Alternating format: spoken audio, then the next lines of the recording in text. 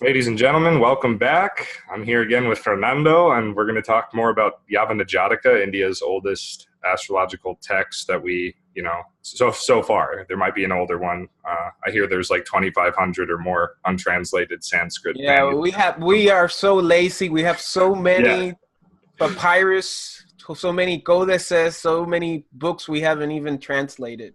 yeah, it's ridiculous from other cultures too. But I mean, I wish I had a scholarship and learn ancient Greek and Sanskrit to well, really get it. man, there's still time. Yeah. I mean, Still but time. I just have to look for the money. Oh, I hear you. Yeah. Cool. Well, I think this is video number 8, and we're going to do chapters 51 through 56, which are kind of a bit. They sort of don't fit in some ways because they're more. Some of them after I think 51, it's more about like horary astrology, and it just kind of gets inserted in there, like bam, all of a sudden, and we're kind of like, where does this come from? We're talking about nativities, and all of a sudden, horary. Hey guys. And not only that, when you read these chapters starting with the horary material, it feels as if it were inserted there. It feels stylistically, it feels differently. You Right. start seeing different things that you haven't seen before. And, we're just reading translations here. We're just Right. reading the Pingree translation. I mean, if we were to read the original Sanskrit, maybe we could have a better idea of the whole text as a whole. But in a Yeah. way, I don't know if it's a thing with the translation, but it feels different, and you start seeing things that you haven't seen before. Yep. It's a different style, and overall, you start seeing things that you haven't seen before. For example, he mentions the 108 Navamshas in chapter 51, the first one we're going to discuss. Right. And there's also other references to Vedic principles that we haven't really seen before specifically. So yeah, that's just some of the clues that we're assuming that give a little indication that this might be something that was added later, specifically because of the historical thing, also because horary really didn't become popular until medieval times, Renaissance times. We're talking about well over 7th, 8th century AD. Right. So But actually, do we know when it started to become popular in India? I don't know, but there references that maybe there was some horary references in Hellenistic times through Dorotheus in the Okay. 1st century AD. So And I think he was from what's modern day Lebanon, or probably some region the Levant. near there. Yeah, Yeah, the probably. Levant. He was from the Levant somewhere. Yeah. I really don't know the specifics, but there's kind of evidence that horary might be from the 1st, 2nd century, but it was more like a secondary development out of electional astrology, which kind of Right. makes sense. Right. But it's kind of weird that it's so developed here in Yavanajataka, specifically if it wasn't so developed, or that at least we have knowledge of in the Hellenistic context. Maybe it was as developed as this, and we haven't translated any texts from the Hellenistic times from that area of the Mediterranean, but it's somehow survived through Yavanajataka, Yeah. through Sfudishvaya that translated Yavanasheshwar. Yeah, right. Yavaneshvara. Yeah. Yavanashvara. I mean, that's a hypothesis, but it Right. feels weird. Yeah. These whole chapters feel like like somebody else wrote them. Sure, and yeah, let me just say too that I agree with everything you said, and what I do love on a practical level is that these are some of the best things I've ever read about horary. Oh, really? Okay, cool. Well, I've done a lot of horary. I started more with horary than nativities when I switched to traditional classical types of astrology, and while this isn't going to teach us like how to do horary in a complete way, the reason I say that is because I've never seen any other sutras or texts where they describe like what the person is thinking about based on the planets in the angles and how that changes based on what angle it is. And so I think that just for finding the significator of the person's thoughts and stuff in a horary chart, which could also be used as a chart to assess maybe like a natal consultation too, like a consultation chart. I usually do those, and they oftentimes are spookily accurate. Yeah, I know what you mean. The chapters with the planets on Lagna and then the quadrant. Which I saw them and they were interesting. I have to admit. Yeah, you're right. Yeah. Yeah. So when we get to that stuff can also be applied to nativities, and I'll try to talk about that when we get there. But I just wanted to point that out. So first, we got to do the first that first sort of chapter on this. I don't even remember. It's like it's kind of random. It's like there's some stuff about Time Lords in here. Yeah, man. I just want to say that I just didn't understand 51. Yeah. The first one, the first shloka, it's kind of confusing because it says the moon travels constantly through the 108 Navamshas. It's the first time we see the 108 Navamshas, by the way, just out of the blue. 108. We've seen Navamshas before, but like that number that is intrinsically related to the padas of the nakshatras. Right. This is like the closest we've gotten to nakshatras so far. In a way, yeah. Okay, I see what you mean. Yeah. Right. And this is the weird part. The moon travels constantly through the 108 Navamshas in the zodiacal circle. Cool. I understand that. Perfect. and here's where it gets weird. If it is strong, it causes the certain death of the native. But if it's weak, it does so slowly. Yeah, like what? And this is, I think this is not.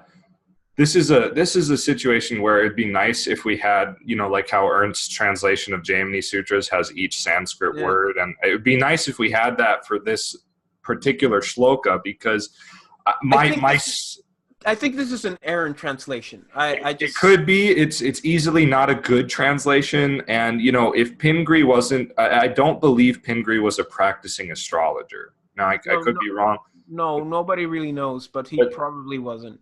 But that could contribute to the way he translated this. And the thing is like, if it is strong, it causes the certain death of the native. Well, I wonder if it's possible that what that really means is that the death of the person is going to be like more natural, more predictable, right? More like, okay, he'll die at like a ripe old age of this way. Whereas if it is weak, right, it sort of, it kills the native slowly, in the sense that maybe it causes like, it points to like a very unnatural way of dying, like cancer, like having cancer, like really bad cancer or something like that.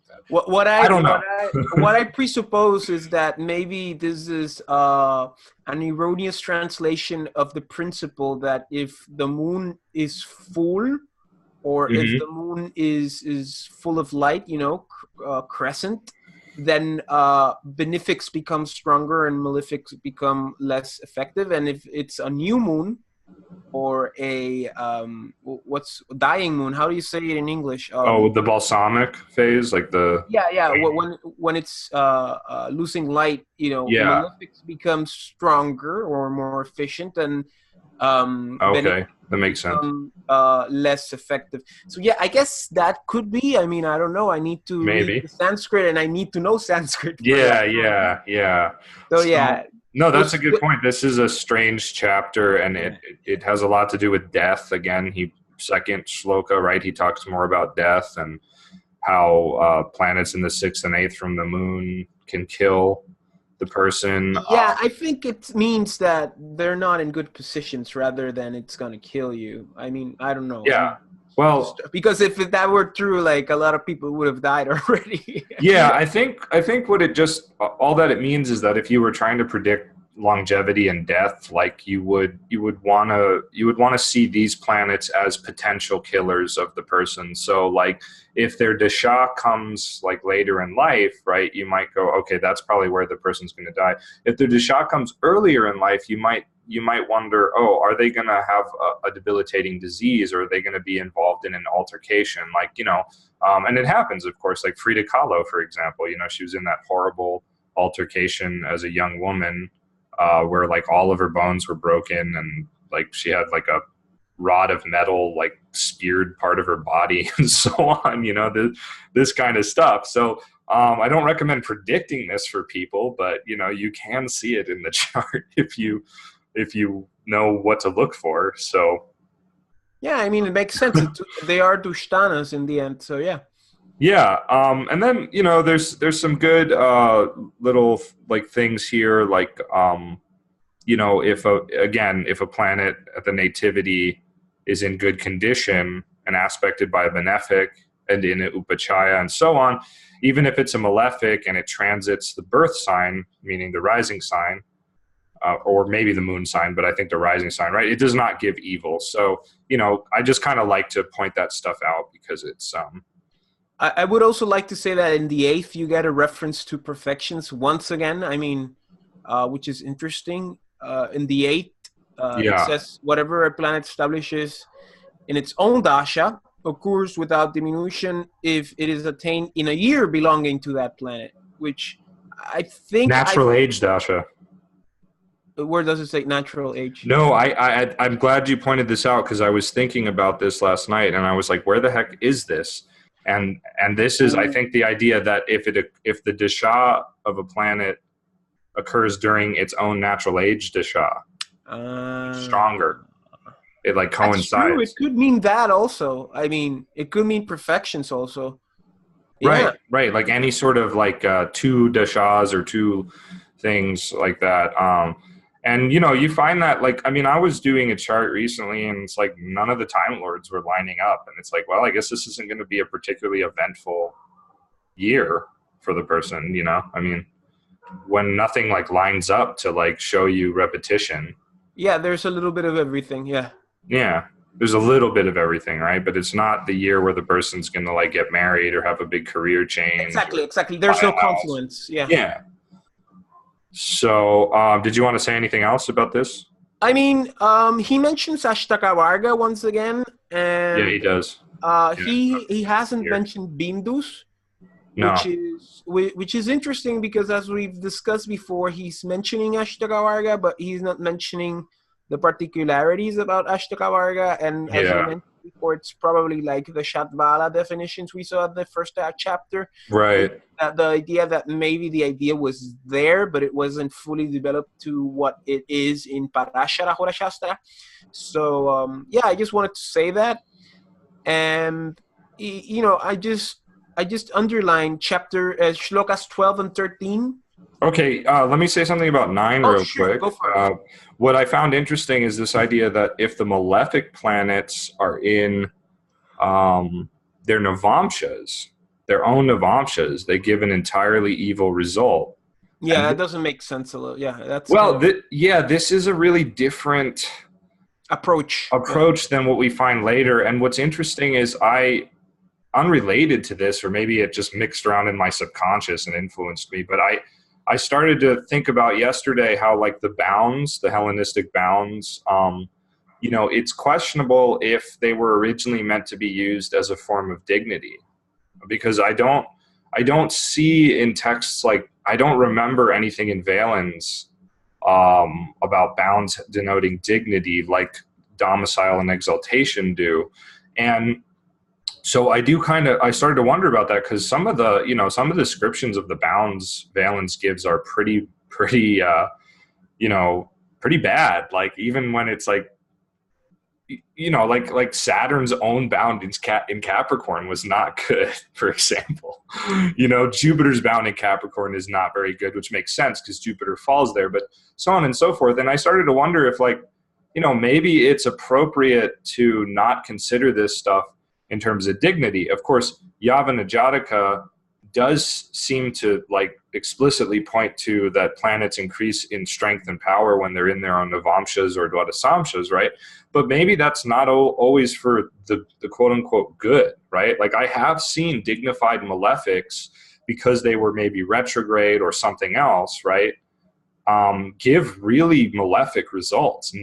They always will give malefic results. They'll always give malefic results, but I just mean there's a lot of shlokas, and we just read one where it's like, you know, even if it's a malefic, if it's in good condition, it won't give you the results. So I think that what it comes down to is this is kind of out of context, and we can't always assume that, oh, well, but the malefic's in this great, it's in its own Navamsha, so it's great, right? Like, not necessarily. You know, the Navamsha can't override the natal condition of the planet, in my opinion.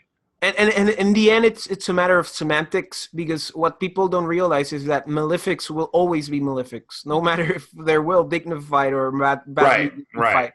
And although they could produce things in life, they're not gonna produce it in a benefic way. You know, you probably will become a winner, but you will step over other people, or things will not be as happy-go-lucky with other people as it could be, you know, and obviously aspects to other planets also affect them. But, you know, I think that I said it didn't make sense in the beginning, but I think it's just a matter of semantics in terms of realizing that the prime function in terms of natural beneficence or natural maleficence comes first before dignity. You know, it's like a psycho killer for Mars, or, you know, a very melancholic person like in Saturn. But, you know, a psychopath could triumph, but he's gonna step over other people. And a melancholic person might triumph, but he's probably, you know, gonna have that crooks over his shoulder all his life, you know. Yeah. I mean, that's more or less how you can rationalize these planets when they do good things in a chart. Right.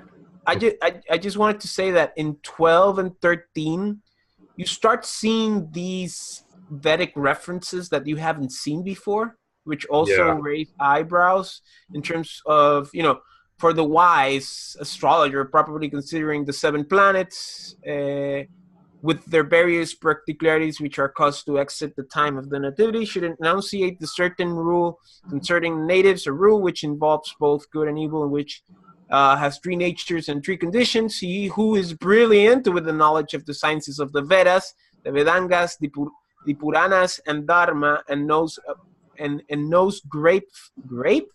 No, I'm just kidding. Grave fate. He who is free from impurities as theft, envy, falseness, fraud, injury, hatred, and I mean, this is stylistically very different to what we've read. And there's, you know, it's true. I think it's the first time we've seen this type of language. It seems as if it were more from Prashna. You know, the idea of, you know, for the wise astrologer who is knowledgeable in the arts and who has travailed the great extenses of apprenticeship in the great lore of Jyotish, will be able to, you know, that type of style. We haven't really seen that before. And at the same time, it's right here when we start doing horary. And, you know, I don't think we've mentioned the Vedangas before in any other chapter. And you might correct me if I'm wrong.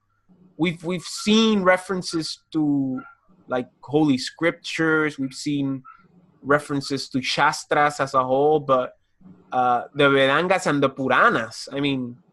Yeah, I don't remember that. I don't remember seeing Vedangas and Puranas.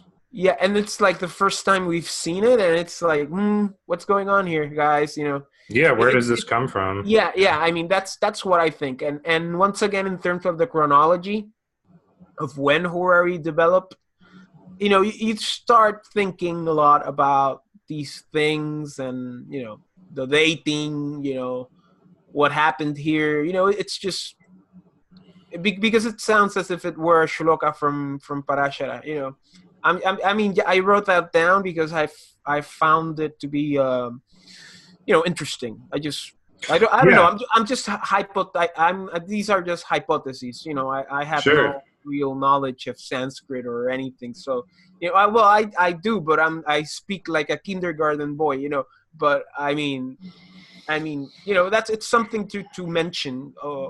Just when we pass it, yeah.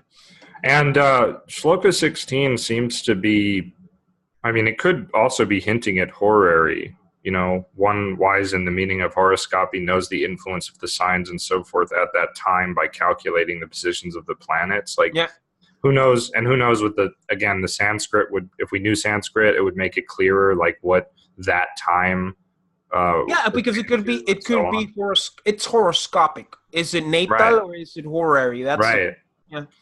But I also just liked this little section, especially 16, because it kind of gives a hint at like what is required of the astrologer beyond just knowing the techniques and the principles, is also like having a very clear mind and not being caught up in arguments and and in questions and actions and so forth, right? So I always like stuff like that, because we don't often find that in a whole lot of texts. A lot of people these days think that anyone can become an astrologer, but there's a wonderful essay by Sri Aurobindo where he talks about, the astrologer is born, not made, in the sense that it's not that it doesn't require study and practice, but that it's really only a certain type of person who can practice astrology perhaps in the way that it is meant to be practiced at the high level that it's meant to be practiced. And so, oh man, you're gonna lose so many potential students. Well, I think that anyone, I know what you mean. I think anyone can derive benefit from studying it and practicing it to a certain extent, but I think it's only a few of us that are gonna reach that high level. And believe me, I do not by any means think that I've reached what I'm talking about, but it's something that I certainly aspire to with my divinatory practice in general, is like, how can I be like the naughty readers that I've heard about? How can I be like, and you hear these stories that are just incredible, these incredible readings and things that people have said. And I'm not even talking about like, oh, he predicted to the exact day when the person would get married. Like, I don't really care about that stuff. I'm talking about like, actually penetrating to the depths of a person's soul and being like, yeah, this is who you are. If anyone's interested, you can search around. There's a wonderful account of a naughty reading given to U.G. Krishnamurti, who is another teacher similar to Jiddu Krishnamurti. It's very strange that they have the same name, but the naughty reader, like what he said about him and stuff, it was so amazing. It was so spot on. It was like this is a text, or is this a video? No, this is just it's like a transcription of what the guy said to U.G. Krishnamurti, and it was just like, wow, if I could tell somebody stuff like that one day, that would be cool. But the naughty readings are from the leaves, right? That were written years ago. Yeah, they are for sure. So in a way, it's not the reader per se; it's the leaf, right? Well, this was like a mixture of like, he read from the leaf, and then he also gave his own commentary based on his chart. Copy. Yeah. Oh, so they use the natal chart also. Okay. Some of them do, yeah, and some of them use palmistry and things like that. I just want to say that there's a video in YouTube from a Peruvian Vedic astrologer called Ramanuja Das, where he goes to a nadi reading, and it's like the whole process of the guy reading the nadi leaf and another guy translating the guy's reading into English, and he just talks about the person. And for those people who do not know what nadi is, we haven't explained that.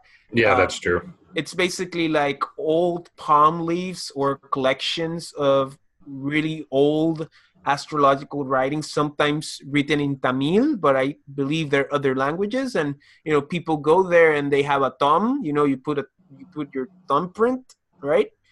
Yeah. Or they do other. I think they also see your eye. I don't know. So I've seen the thumb and I've seen the eye, and then they go through like an encyclopedic system and they look your palm leaf, and then they take it out.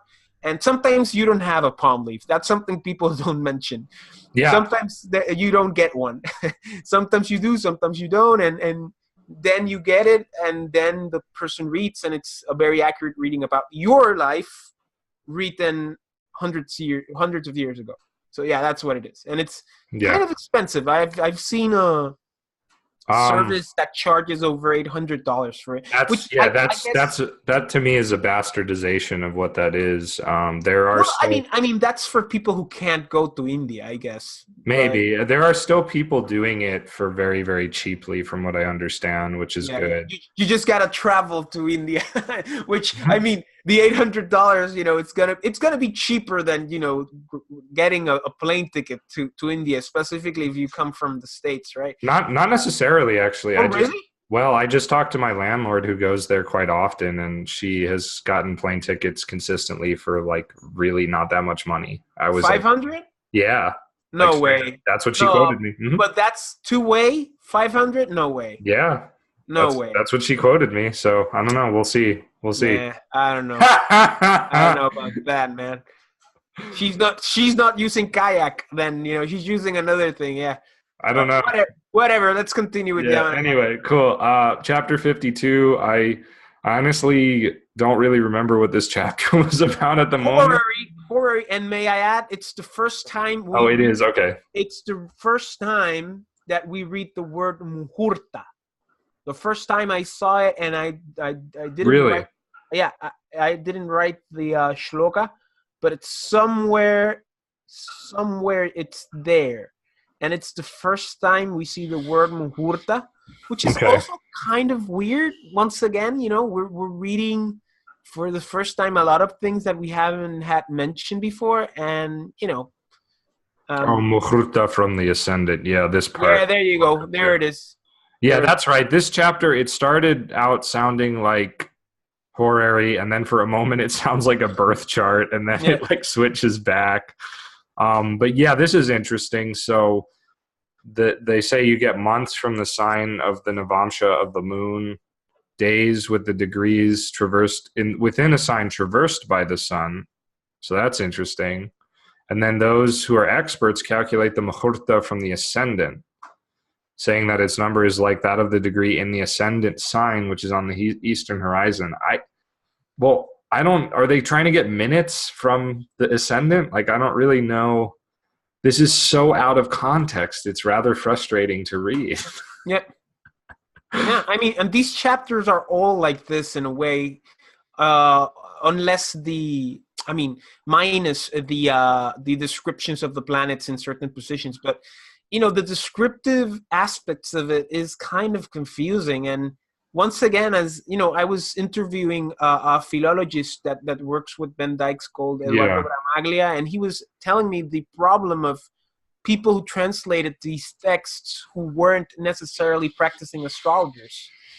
And and if you don't know the terminology, then you know, Pingree was a very smart man. So I guess that with the repetition of translating all these texts, he might have, you know, picked up the different techniques throughout the way. But I mean, these chapters are very, you know, for example, that shloka, you're just saying the same thing 2 times. I mean, if you really read it as it is, you know, muhurta from the ascendant, they say that it's numbers, it's like the degrees, which is on the eastern horizon, then the ascendant, right? You just said that. I mean.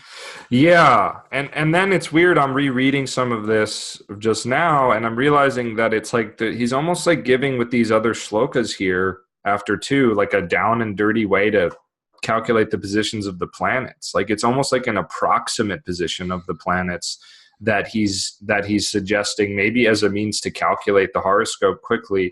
And we have not the same thing, but in some respects, like it reminds me of this method of Prashna from Kerala, India, where you like you calculate the chart and then you count these shells out, and you 108 shells, and then you reduce them to a number 12 or below, right? You take the remainder of 12 or below, and then that's the sign, that's the sign, I believe, or the house from the ascendant of the chart that you use for the horary reading as the ascendant. So that way you wouldn't have to keep recalculating the chart. You'd calculate your chart in the morning if you were a reader, right? And then you might adjust just for the moon here and there throughout the day, but you just leave the planets the same. And then, and this is a much less degree-specific kind of prajna than like what the Persians came to practice and stuff. So, But it kind of reminds me of that because he's saying things like, they say the sign occupied by Mars is the ascendant diminished by a square. Which would be 90 degrees, right? Yeah, of the number of signs given above. Like, and I don't know. He has this whole thing about calculating these decadent degree. I mean, it's very obtuse, unfortunately. Like, I really don't understand, but I have to assume it's some kind of down and dirty somehow out of date if you take into consideration the time that supposedly this was written. I mean, this is probably like something that was added on. I mean, I might be wrong. I don't know. This is a hypothesis. I don't know. Sure. I liked Shloka 9. I don't really understand exactly what it means, but they say that the result of the thought which arises from the natures of the planets or from the signs is material, but the result which arises from the number of navamshas which have risen in the course of time and from the indication of the yogas is immaterial. So I guess that's the dichotomy between the D9 and the D1, maybe. I don't know. Right. On some level, he's hinting that navamshas and yogas are, at least in this horary method, are somehow pertaining more to thoughts and opinions or feelings or states of mind. But I don't know what he means by the numbers of navamshas which have risen in the course of time. Like, I don't know if he means like, count from Aries Navamsha 1 to whatever the ascend. I would just assume that you would use the Navamshas to look at the person's thoughts or something. I don't know. It's really not very clear. So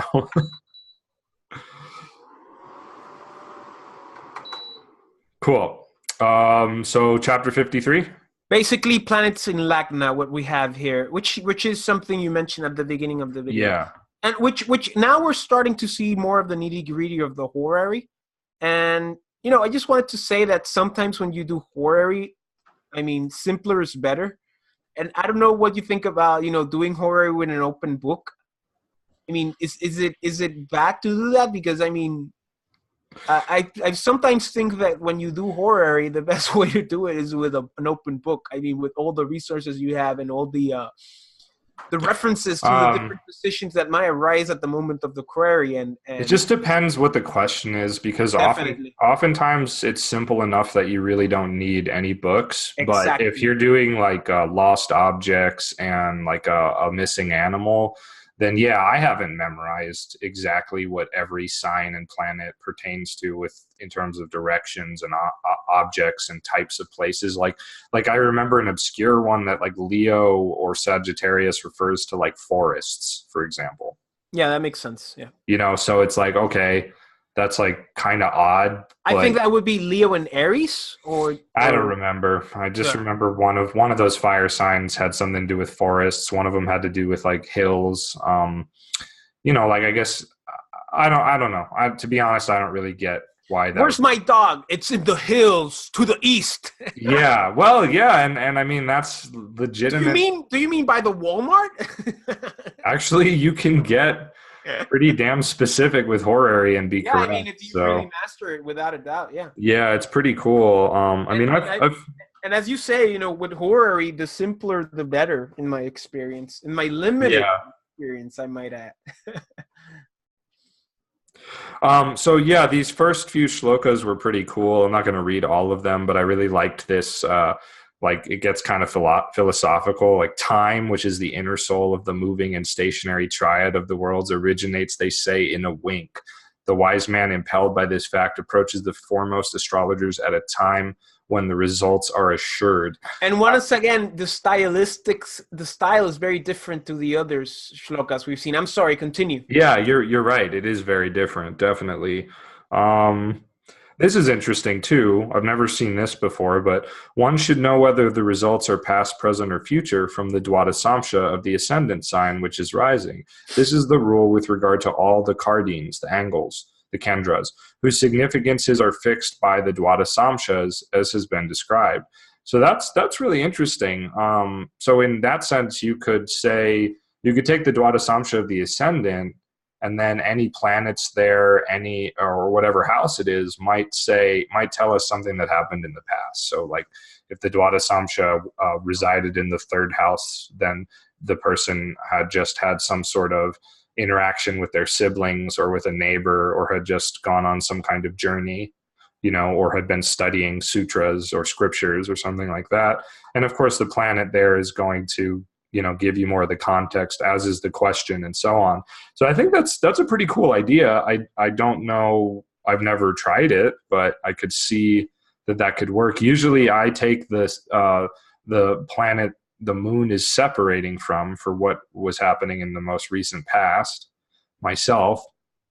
And there's actually a great book that Ben Dykes translated called Search of the Heart, where he gives interpretations in the appendix, I believe, appendices for every 12th part or every Dwadasamsha in every sign, if that's rising.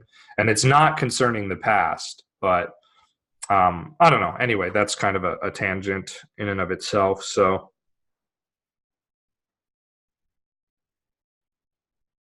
are you okay? Yeah, just trying to look at my notes for this chapter. I take them on my phone. Okay, great. So this chapter, I mean, usually we just see our positions, but since it's horary, I don't know if no, we're in two different places, so we can't really do a horary. But yeah, I mean, they're very good references, and by what I read, it's very logical in terms of the significations of the different planetary significators. So yeah.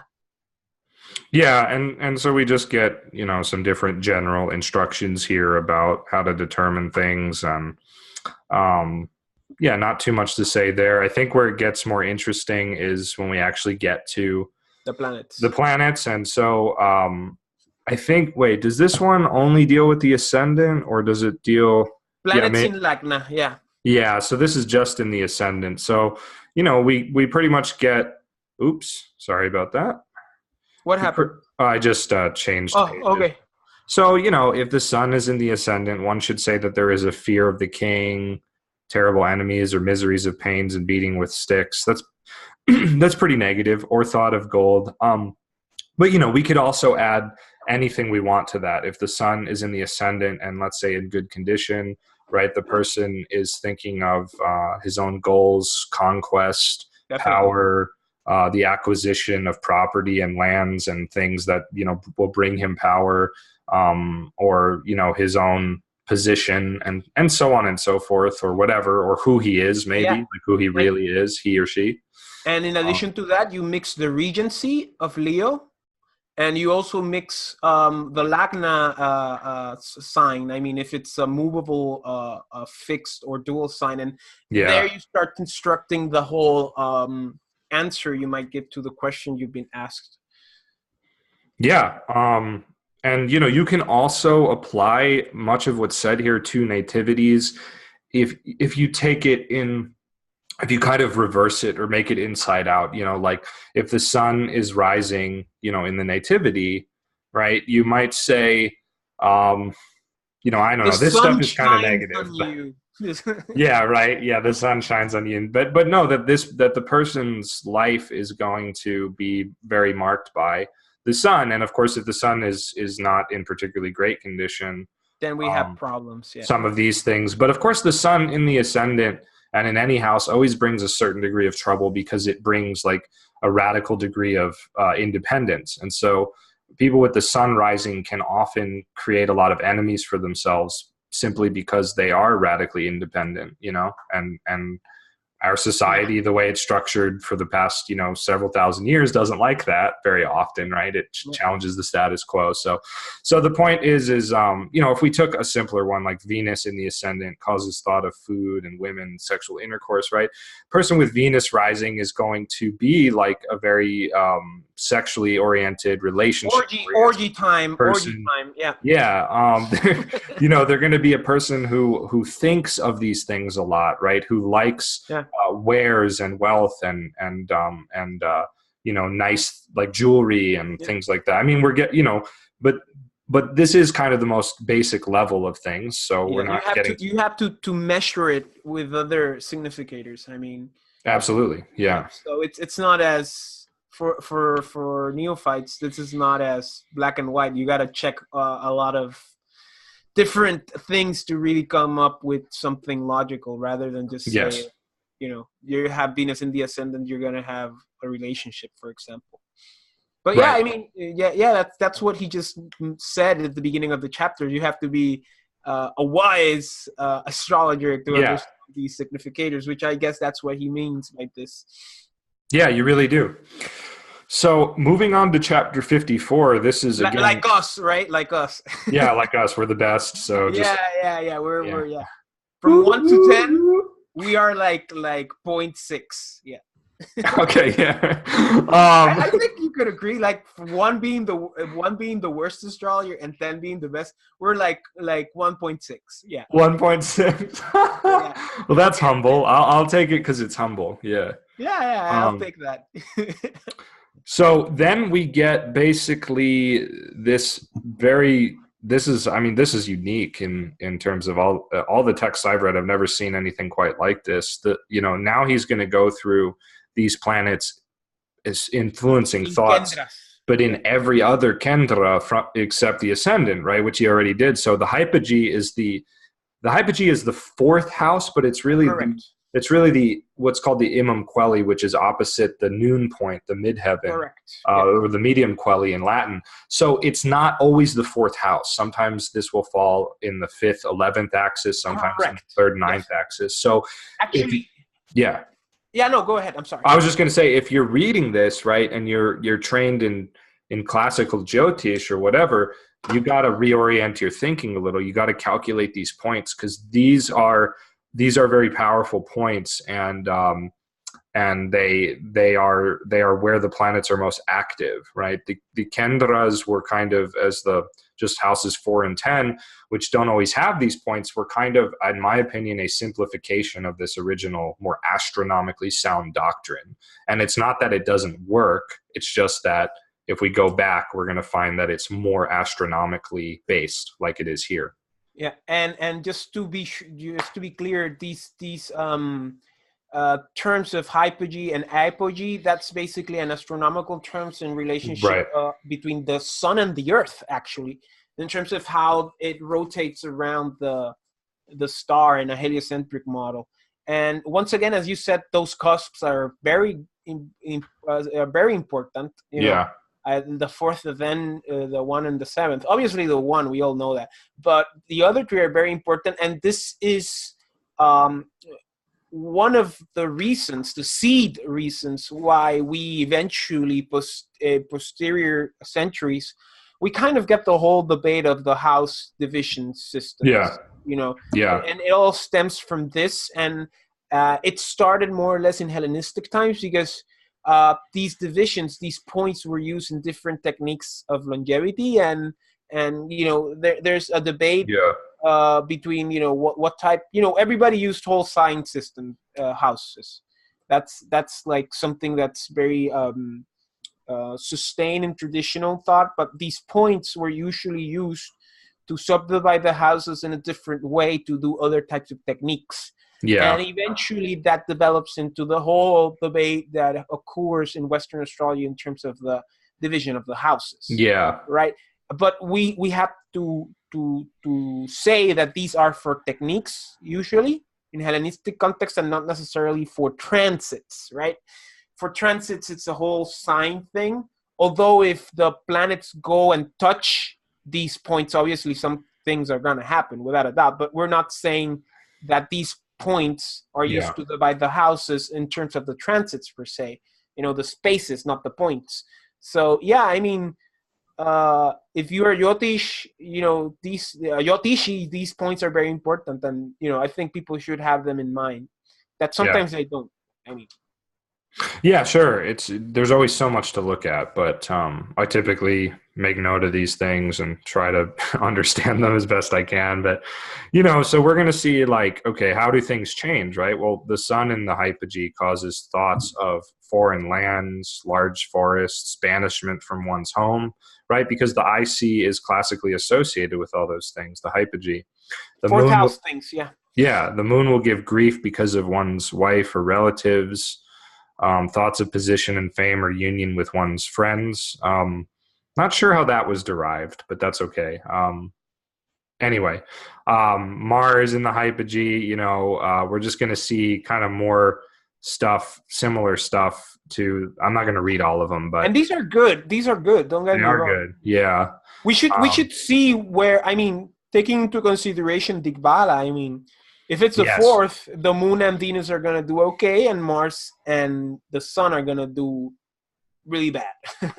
Right. In theory, right? Yeah. In theory, but then we find that Venus in the hypogee causes thoughts of pains due to one's wife, quarrels with noblemen, or the acquisition of wealth. Well, that means that you got to get out of your house if you live with your wife and leave her there. So she can just do whatever she wants. You got to get out of the house. Maybe, yeah. That's something Well, it makes sense, right? Because if Venus is in the hypogee, you're thinking about my wife at home. Yeah. Right? On some level. So I don't know. Maybe we're encountering some ancient misogyny here. Who knows? And then you get out and you get in a quarrel with the king. So you get in a quarrel with noblemen. Yeah. And then you win and you have acquisition of wealth to go back to the house and have all the cycle once again repeated. Right. There you go. That's a joke. Yeah. So then we get Descendant, which is mainly going to be about marriage or disease, because the seventh is like what's antithetical to you, right? So the seventh and sixth and eighth are actually kind of all arguably about disease in some systems of ancient astrology. Actually, some people use the seventh for disease stuff. So we find that happening here, right? If it's in the descendant, there's distress because of his lack of relatives. That's interesting. But then eye diseases and bilious diseases, right? The moon in the descendant gives thoughts of the sickness of one's wife or oneself, and such things as immorality or poverty or expenses or wandering or travel. Again, the seventh house is like what's away from us, Travel. So Mars kind of brings what you'd expect, sword wounds, loss of wife, eye diseases, Mars, sun, so and moon are related to the eyes. Yeah. Right, yeah, because Mars and sight. Yeah. And we get the journey thing emphasized a few different times, right? Mercury and wandering, Saturn and a long journey, right? And it's pretty. I think it's pretty straightforward in a sense. Yeah, and it makes sense. It makes sense. Yeah. Jupiter gives the sublime vigor of his body because it's the idea is it's like removing disease. And Saturn gets Digbala in the seventh, the only one. And then this is interesting. If at the very end, if the sign is bad, the results to be known as being the opposite of this thing stated, whether the planet itself is benefic or malefic. So does that mean dignity? Probably, but it could also just mean like that, again, some signs are just inherently kind of bad according to this kind of ancient thinking, right? Aquarius, Scorpio, Capricorn, Aquarius, Scorpio, and Aries. Yeah, Aries to a certain degree, right? I think maybe Virgo sometimes, Pisces sometimes is considered. Yeah. Anyway, so I don't know, but it's just one of those things where, again, if you know the basic principles of astrology, you just interpret and you just go, oh, that Saturn's in great condition there in Libra in the seventh. So, that person is probably, whatever. You got to change it up a bit. I mean, that person might be thinking of instead like the acquisition of property from his enemies, because Saturn deals with property and the seventh is, near the sixth. So kind of an enemy thing, like the acquisition of property and stuff from enemies could be something, or like a bountiful harvest if he was a farmer, and so on and so forth, blah, blah, blah. Okay. So then the midheaven, right? We're going to get a combination of the planet with the themes of authority, mastery, honors, business, status. Yeah. He, with the sun, right? He thinks of authority, of money, starting an enterprise. The moon, he thinks of praise, of saints, acquisitions of good and honor, and so on. Are there any of these you wanted to No, read? not really. Okay. These are all cool with me. I like this one. Saturn, he thinks of plowing, pains, wages, thefts, the service of eunuchs, because Saturn rules eunuchs. I mean, he's just thinking about his servants, I guess. Yeah. Servants are important, yeah. Cool. And we have to add that the midheaven is a very important point. You know, it's super important. And actually, in just on a side note, in Uranian astrology, which was developed in Germany in World War II. The Hamburg Schule von Astrologie. Yeah, the Hamburg School. Yeah.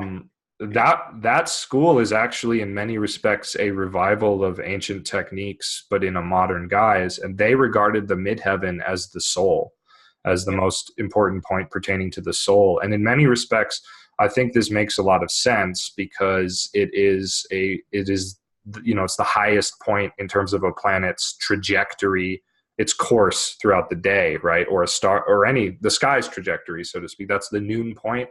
So that's kind of like where you're most powerful in a sense, and we are most powerful when we connect to our soul self, which is our real self, which we really shouldn't talk about like, oh, the soul wants, people talk about that a lot these days. Like, oh, but what does your soul want? It's like, well, no, what do you really want? Because you really is your soul, not your personality self, right? And we have to say that the midheaven is the culmination point. It's the highest culmination, point. Yeah. And that's why it's important. And did you know that cosmobiology came out of that school?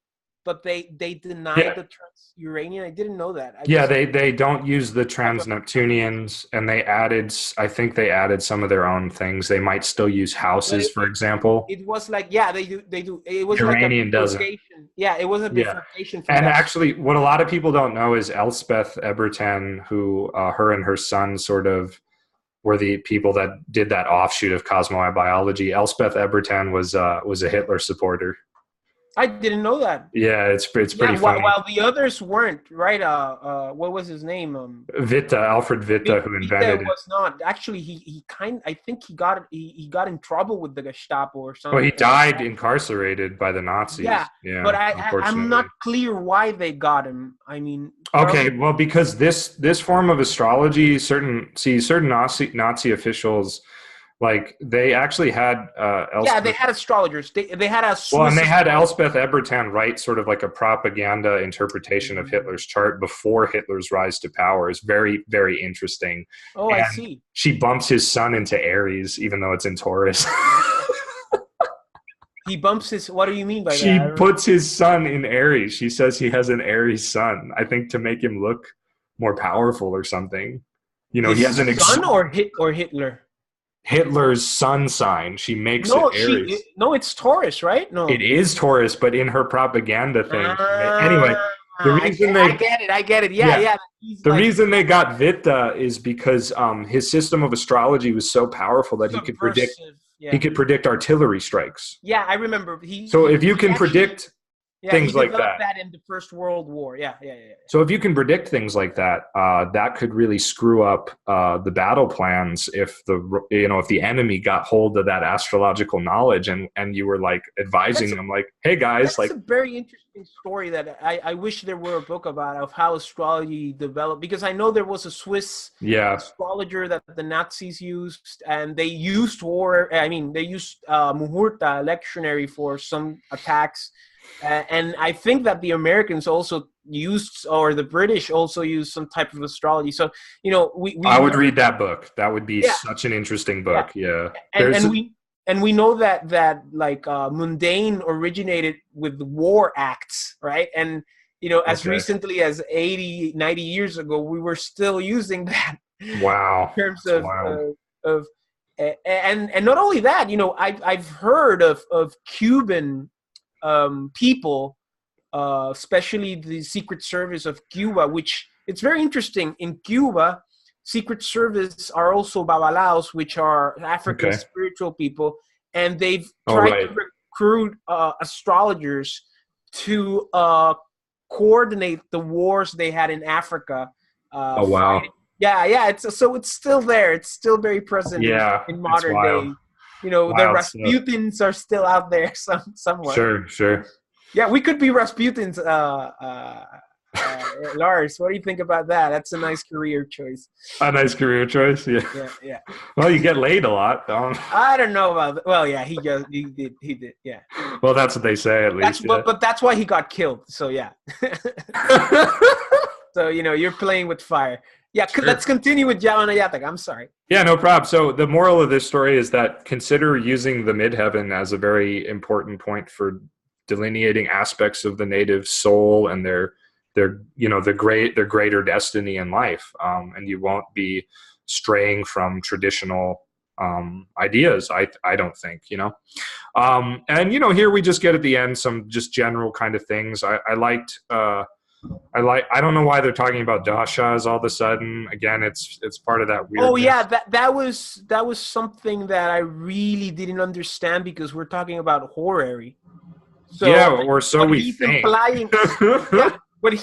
Exactly, there we go. What he's implying is that you got to do a horary and you got to have the natal chart. I mean, that doesn't make sense because usually you made the horary when you didn't have the natal chart. Right, but I think it would be powerful if, like, somebody comes to you for a consultation and you look at their dasha that they're running and their bhukti or whatever, and then you look at those in the consultation chart and see what kind of condition they're in, right? Yeah, but that's modern times. I mean.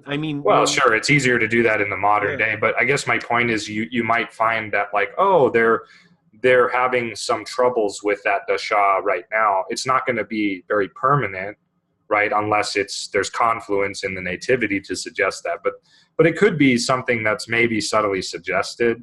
I liked this thing here, like if a benefic is aspected by other benefics and so on, and is like really well placed, then its influence on thought always attains success, right?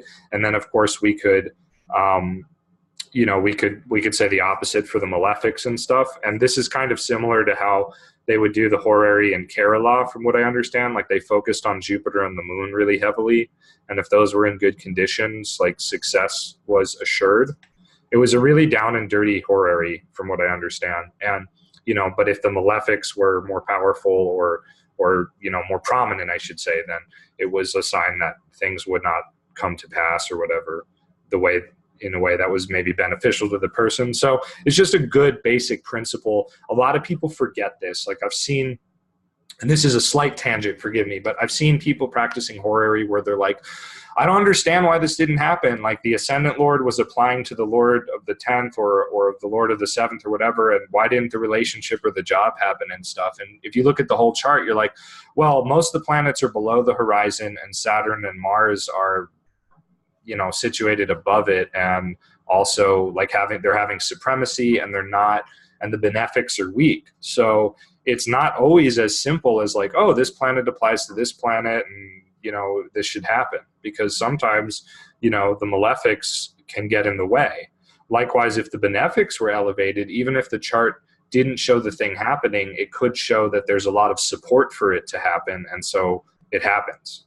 And so that's something that we should keep in mind when studying and practicing horary. Okay. Yeah, I agree. Yeah. Onwards and upwards. And it's also good in a birth chart too. Like, again, what planets are closer to the midheaven? What planets are most elevated? Are they malefics? Are they benefics? And so on. Chapter 55. This is where this is a wonderful section where we just get all these planets Vargas. In the Vargas. So D9 or D12, depending on what you want to use. He doesn't specify. Right.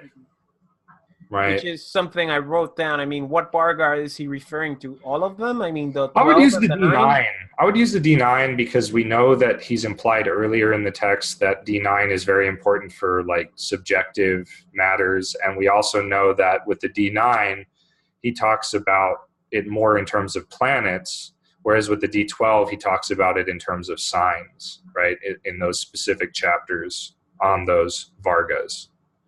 So I think D9 is probably the most appropriate to use. And the idea is simply here that we're just combining the meanings of the planets, right?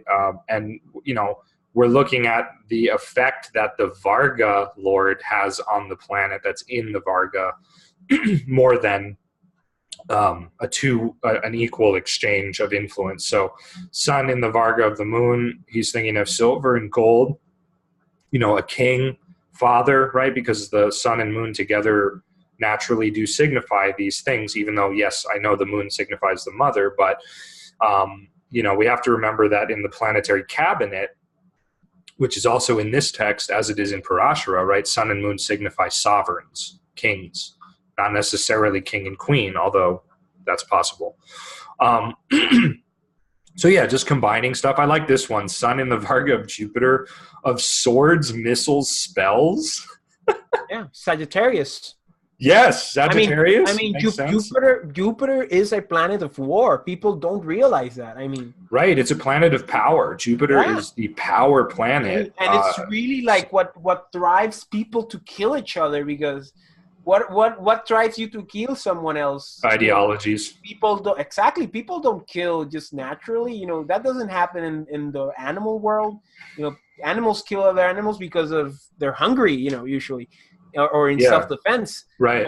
Man rages war because he understands these Jupiterian principles, you know. And right, it's very Jupiter Mars for sure. Yeah. It's fiery. Yeah. Yeah, so we have to remember that this is Sun with Jupiter. This is a very powerful combination in any context of astrology. Very, very powerful. Is Mars in here? Does he skip over Mars? No, it's in the beginning. Okay. Anyway, so these can again be applied to nativities loosely, right? You would have to kind of adapt them to something more like long term and characterological, perhaps, right? But you know, if the sun, like, you know, my sun's in the bounds of Jupiter, I don't really think of swords and missiles and spells very often. Have you gone through the Sun Mahadasha? No, I don't think I ever will. You gotta wait then, young man. Yeah, right. my son. Oh no, I'm sorry. It's in the bounds of Jupiter. It's not in the D9 of Jupiter. I'm sorry. So never mind. Whoa. It's in the D9 of Venus. So I think of honor from the king, possessions, a sweet smell, beauty, diligence in work, or money. I guess some of that stuff is true. I don't know. You know, it's kind of like, again, you know, you can just you can get a lot of inspiration from these shlokas and whatnot. Did you want to read any of them? No, not really, man. I mean, since it's horary, I mean, it's like, I mean, you could extrapolate this to natal astrology without a doubt. Yeah. But not really, man. I mean, it all makes sense in a way. You know, this is why I said you might need a book to do horary sometimes, because there's so much information and you know, you read other books like, you know, like Prashna Marga, for example, or you read other books like on horary, like Christian astrology, you know, just to cite two. I mean, and it's so much things, man. It's like, and there's not a systematic approach to it. You just got to know it or you don't know it. And you know, that's what I meant with horary. But you know, in my experience, the simpler the better. Yeah. And usually questions are not too specific. No, sometimes, and they're not that complicated, honestly. Sometimes they might be, especially with lost items. Yeah. That's really sometimes difficult because you got to find the correct certificate. That's the most challenging to me, is lost things. That's the most also another difficult thing is timing. That's something that I really don't know how to do correctly in terms of timing, you know, like this and this, I want to know when this and this will happen. And you can give the outcome or you can give the situation, but the timing, it's kind of... You know, the timing's not too hard once you learn like several fundamental techniques. There's a few different ways of doing it, of course, and there's even stuff I have never experimented with. But you'll I think you'll be pleasantly surprised as you advance in your studies. Cool. Yeah, and John Frawley in his horary textbook gives an excellent breakdown of timing. Excellent. Yeah, I need that because I'm really weak. Yeah, dude, please get that book, dude. I'm thinking. I mean, I'm thinking of getting it again. I have like 5 books in my quickie, but yeah, I'll probably do it next year or the year after that because I just bought like 3 new books this week and I'm cool. Okay, no, I understand for sure, but yeah, that is a great book. There's some things I don't agree with fully in it, but that's okay. It's overall it's a stunning. And I was able to teach myself horary with that, and then using Christian astrology to like advance my knowledge and stuff. But I mean, I never took a course in horary. I just learned it through practice and studying of a couple books. Excellent. So yeah, it's an incredibly accessible form of astrology, more so than nativities. I think once you get into it. Yeah. That's why an astrologer should learn that because. In your practice, you're going to find time and time again that people just don't know their time of birth, you know. And yeah, they don't. Yeah. Okay. And rectifications is just not something that is easily done. But let's continue. No, it's not. And yeah, I don't even know totally about the validity of rectification. I don't believe in rectification. That's another subject. We should make a video on that sometime. But yeah, I don't believe in rectifications. Okay. Anyway, I just want to say, let's go on to the next chapter. By the way, we can do it till 57. I wrote 57 also. So let's. Oh, okay, cool. Anyway, now we're going to get the actual planets in conjunction. And what I liked about this chapter is that he actually goes through in a way where we start to what the hell am I trying to say, where both planets are influencing the other, so it's more of a combination, right? And once he does sun and moon, right, when he gets to the moon chapter, he's not going to do moon and sun, right? So because they get checked off the list. Sorry, I just wanted to see if there was anything we missed in the last chapter. I don't think so. No, I didn't write anything. No. Okay, and I just want to say, like, what I started thinking about when reading these was like, I decided I wanted to get back to some of the basics, and I started to realize, wow, like, there's really a pattern here. There's really a pattern. Like, when Jupiter and Venus combine, right, it becomes more about wealth. When Jupiter and Mercury combine, it becomes more about study and management and like scriptures, right? When Jupiter and Sun combine, it's very much about power and praise and success and so on. I started seeing these patterns with the way this author combined the planets. So I think it's a good reminder for us to it's a good shortcut in a way as astrologers, right? When you see Mercury and Saturn together, you know that the person is going to be like, maybe they're going to have a very scientific way of doing things, or that, they can also signify like slavery and downtrodden peoples in the person's life and so on, versus like Saturn and Venus can bring, of course, is going to bring challenges in marriage and Venusian things, or it can bring like a sexually sort of risque type of person, even perverted. Like a woman who likes sugar daddies. Yeah, or like a low woman, meaning like a woman who is like a prostitute or a woman that likes sugar daddies. Or okay, yeah, we'll put it more kindly. I don't mean to say or a man who likes old women. Yes, or a man who likes older women. So I don't mean to like be like super negative here with that, and I'm not trying to imply that if you're a woman with Saturn Venus, you're slutty and amoral or something. It doesn't mean that. Sorry.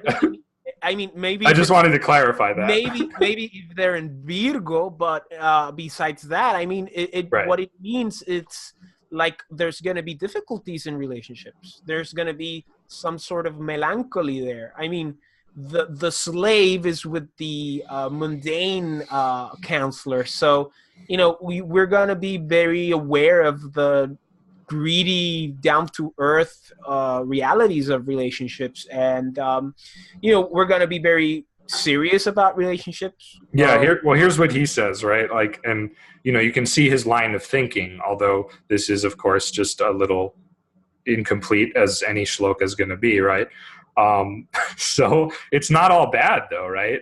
But yeah, it's not bad. I mean, my point is you can kind of see like how he, and having lots of sex with lots of people is not bad either. So, right, man or women, right. No, it's not. It's, and we don't judge other people because in that way. And actually, there are several great stories about prostitutes becoming saints and stuff. But anyway, yeah. Sorry, this is kind of a tangent. I'm just what I was trying to get at is like you can see his line of thinking. Like when Jupiter and Saturn come together, it's about like power in society, acquisition of properties, and management, and great responsibility, and so on and so forth. Like it always kind of, there's a theme that he follows. So again, in this chapter is great because he doesn't repeat anything, because the planets coming together produce something beyond either planet. Whereas in the previous chapter on the Vargas, we're talking about a planet's effect on each planet by its placement in that planet's Varga. So we have many, many more combinations.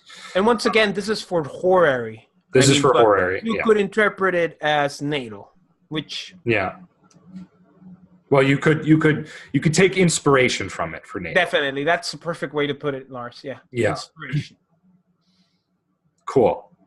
So, okay, chapter 57. Now we get the planets in the ascendant. Aspected by planets. By other planets. And I don't think, and we get them in the other places too, in the hypogee. Yeah. In the descendant. So the sun, you'll just take a random one. Sun in the ascendant. Let's take a happy one, Jupiter.